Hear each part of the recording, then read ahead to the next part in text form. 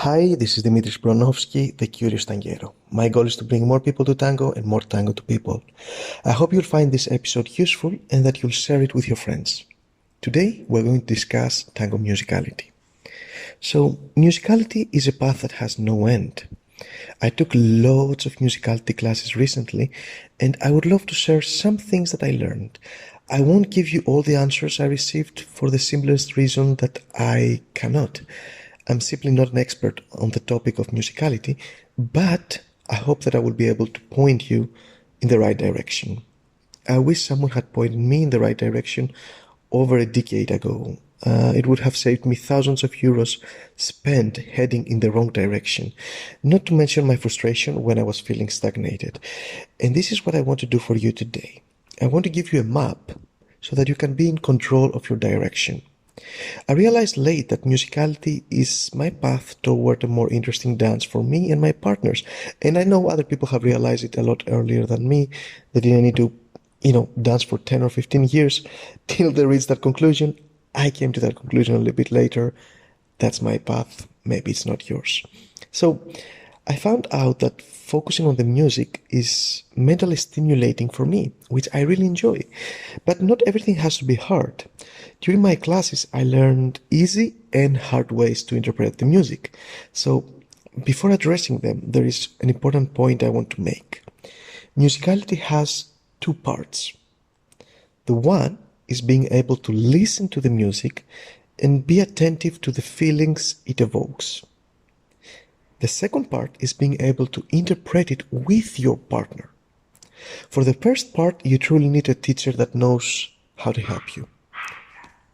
If you want to go down that road, there is a map of musicality elements you need to understand, and I'm going to share it with you. Take it to your teacher and ask for the help. Before that, though, a word of caution. Most teachers will not be able to help you. There are simply very few teachers that have made musicality their expertise. My top recommendation, at least for leaders who are over 55 years old, is Elaine Traitman. I'll put a link so that you can find more info about her on thecurioustanguero.com/argentinetango with some of her resources and some more info about her so you can check it out. And for leaders and followers younger than that, there are a few other resources that might be useful.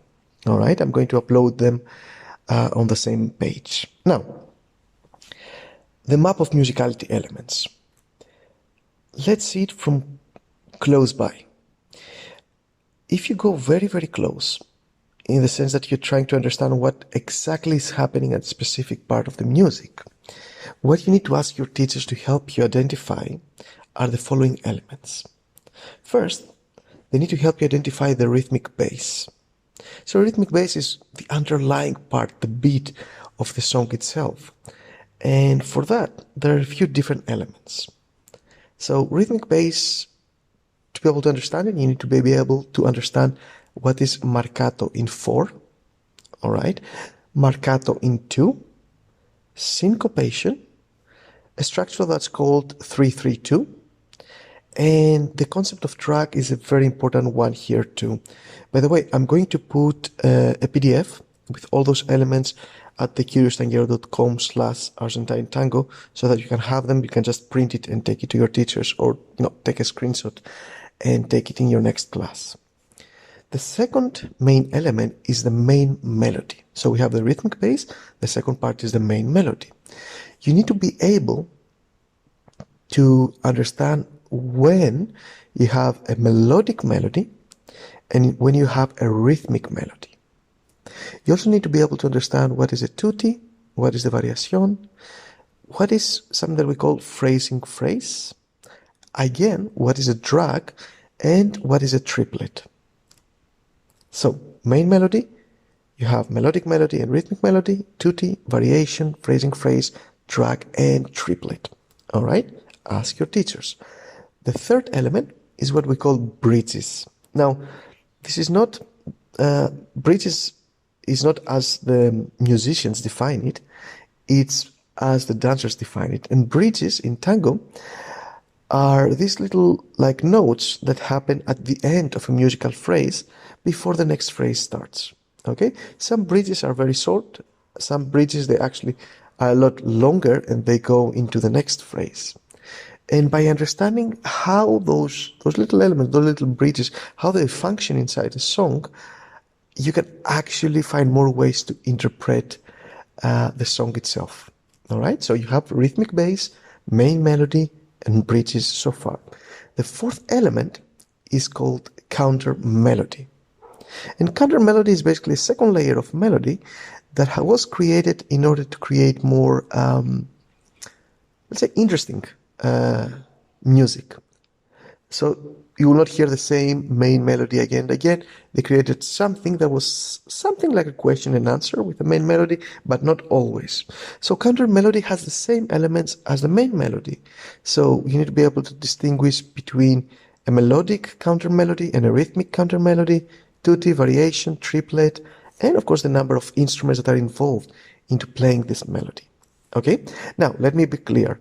These are the elements that you need to know when looking at the music from very, very close. So you're trying to understand each phrase and what's happening inside that phrase. But you can also choose to dance by listening to the music from a little bit of a bigger distance, let's say. So you see the bigger image, the bigger picture, right? So this is what I call the parts. So if you pull a little bit back, you will see the musical phrases. And musical phrases tend to follow patterns too. Here, you can ask your teachers to explain to you about the three types of musical phrases, and usually we call them the A, the B, and the C type of musical phrases. And you want to ask them how they repeat during a song, because there are patterns. Most of the songs, they will have a musical phrase that sounds like, we call it A, and then they will change a little bit to the musical phrase type B, and then they will go back to A, back to B, back to A, back to B, and then the song is over. Some others, they have some variations, like A, A, and then B, B, and then A, B, and sometimes they have a C at the end, all right? So take that to your teachers and ask them. Understanding this, it will help you predict the behavior of a song, even if you have never heard it before, all right? Now, an advanced tip. Normally, part A is powerful, part B is more dramatic, it's more related with danger maybe, or maybe that doesn't have so many notes as the part A, and if there's a part C, it's usually about hope. So once you start understanding them, instead of thinking specifically what's happening in the music, you can start saying, okay, I'm going to dance this more powerfully, more explosions, bigger movements.